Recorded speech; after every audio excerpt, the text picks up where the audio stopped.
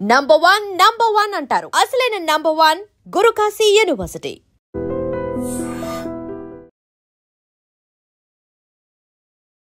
మరొక హెచ్బి అఫెండర్ని ఈరోజు పట్టుకోవడం జరిగింది. ఇతని పేరు మనకు మీదూరి సునీల్ అని చెప్పి 29 years. ఇతను మనకు నెల్లూరు జిల్లా వాస్తవ్యుడు. నెల్లూరు టౌన్లో బోడిగాడి తోట పాత చెక్ పోస్ట్ దగ్గర ఉంటాడు. ఇతను ఇదివరకు కూడా దాదాపు 28 కేసెస్లో ముద్దాయిగా ఉన్నటువంటి వ్యక్తి.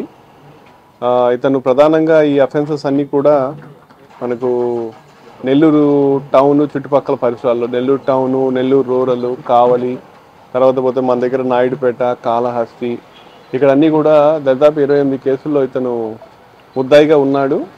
అండ్ ఇతని మీద నెల్లూరులో ఒక డీసీ షీట్ కూడా ఉంది. సో మనము ఈ అఫెండర్స్ గురించి మనం ఎఫర్ట్స్ చేస్తున్న ప్రాసెస్లో మీ అందరికీ తెలిసిందే, లాస్ట్ 2 months నుంచి కూడా ఈ ప్రాపర్టీ కేసెస్ మీద మా ఆఫీసర్స్ అందరూ కూడా ప్రత్యేకమైన దృష్టి పెట్టి దాని మీద స్పెషల్ డ్రైవ్ లాగా చేస్తున్నాము.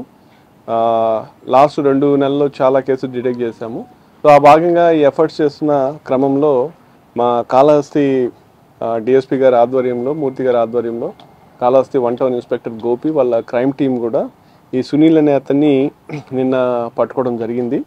అతన్ని ప్రశ్నించిన తర్వాత అతని దగ్గర నుంచి మనము దాదాపు 248 గ్రాముల బంగారము, అతని నుంచి ఒక 3 బైక్స్, అట్లాగే అతను వాడినటువంటి పనిముట్లు ఏదైతే ఉన్నాయో గ్లోవ్స్, ఆ చిన్న ఇరగొట్టిన క్రోబార్ ఒకటి, తర్వాత స్క్రూ డ్రైవర్ ఒకటి, ఇవన్నీ కూడా స్వాధీనం చేసుకోవడం జరిగింది.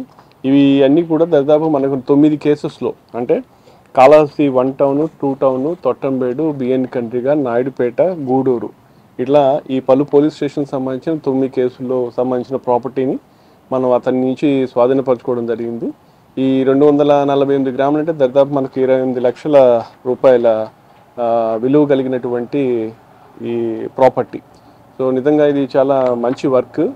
ఇతను 2 జిల్లాల్లో అంతర్ జిల్లా అఫెండర్ కాబట్టి మన టీం ఏదైతే క్రైమ్ టీం ఏదైతే ఉందో ఇంత మంచి విశేష ప్రతిభ చూపించి ఇతను పట్టుకున్నందుకు మా కాళహస్తి డిఎస్పీ గారిని, కాళహస్తి 1 Town ఇన్స్పెక్టర్ని, వాళ్ళ టీం అందరినీ కూడా ప్రత్యేకంగా అభినందిస్తున్నాను. అండ్ ఈ సందర్భంగా ఇంకొక విషయం ఏంటంటే, just for statistics purpose, last 2 నెలల్లో, లాస్ట్ టైం కూడా చెప్పున్నాను, లాస్ట్ నెలల్లో మన తిరుపతి జిల్లాలో దాదాపు మనము ఒక 75 మంది దాకా ఈ అఫెండర్స్, చిన్న పెద్ద అంతా, సెల్ ఫోన్ అఫెండర్స్ కావచ్చు, మన విష్ణు నివాసంలో చేసేటటువంటి బ్యాగ్ లిఫ్టర్స్ కావచ్చు, హెచ్పి అఫెండర్స్ కావచ్చు, దాదాపు 75 మంది దాకా మనము అరెస్ట్ చేసి వాళ్ళ నుంచి ఈ రోజుకి 1 కోటి రూపాయలు నగదు వాళ్ళ నుంచి మనం రికవర్ చేయడం జరిగింది. దాదాపు 1,10,00,000. ఒకటి కూడా ఉంది, త్వరలో అది కూడా మనము చేస్తాము. అతను కూడా ఒక సో ఈ విధంగా మన తిరుపతి జిల్లా ప్రజలందరికీ తెలియజేసి ఏమిటంటే, ఈ ప్రాపర్టీ అఫెన్సెస్ సంబంధించి తిరుపతి జిల్లా పోలీసు చాలా కమిటెడ్గా, చాలా ఫోకస్గా చేస్తున్నారు.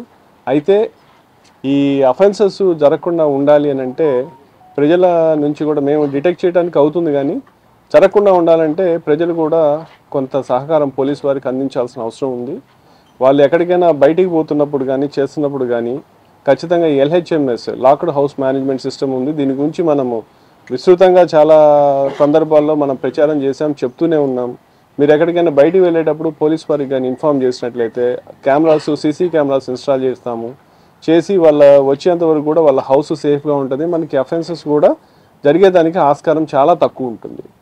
జరుగుతున్నప్పుడు లైవ్, వాళ్ళు ఒకవేళ దొంగ వచ్చినా కూడా మనకి లైవ్లో మనకు అలారం వస్తుంది, మనం వాళ్ళని పట్టుకోవడం జరుగుతుంది. చాలా సందర్భాల్లో కూడా లైవ్లో దొంగను పట్టుకున్నటువంటి వివిధ జిల్లాల్లో జరిగింది. కాబట్టి ప్రజలు కూడా తమ వంతు బాధ్యత, తమ వంతు సహకారం అందిస్తే కానీ మనం ఈ ప్రాపర్టీ అఫెన్సెస్ని అరికట్టడం అనేది కొంచెం కష్టతరమైన విషయం.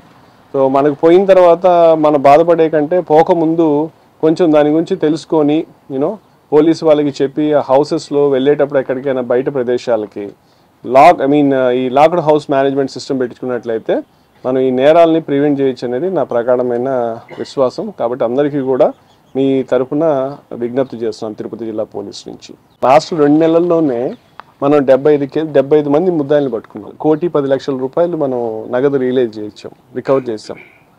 సో కాబట్టి అది మనం చేస్తున్నాం, చాలా బాగా చేస్తున్నాము. అంతకుముందు రికవరీ పర్సంటేజ్ ఇప్పుడు నా దగ్గర కరెక్ట్ లేకపోయినప్పటికీ కూడా మీకు అది కూడా చెప్తాను. యాక్చువల్గా గత సంవత్సరం అయితే మనకు అది కేవలము 48% రియలైజేషన్, డిటెక్షన్ రియలైజేషన్ 48%, 55% అట్లా ఉంది. ఈ సంవత్సరం డెఫినెట్గా దానికంటే ఎక్కువ చేయడానికే మనం చేస్తాం. ఇప్పటికే యాక్చువల్గా ఈ మొదట 2 నెలల్లో చూసుకుంటే కేవలం 18% ఉండింది. ఈ తర్వాత ఈ 3 నెలల్లో మనం చేయటం వల్ల ఇప్పుడు అది దరిదాపు 45% దాకా, ఇది కూడా 43 నుంచి 45% దాకా ఉంది.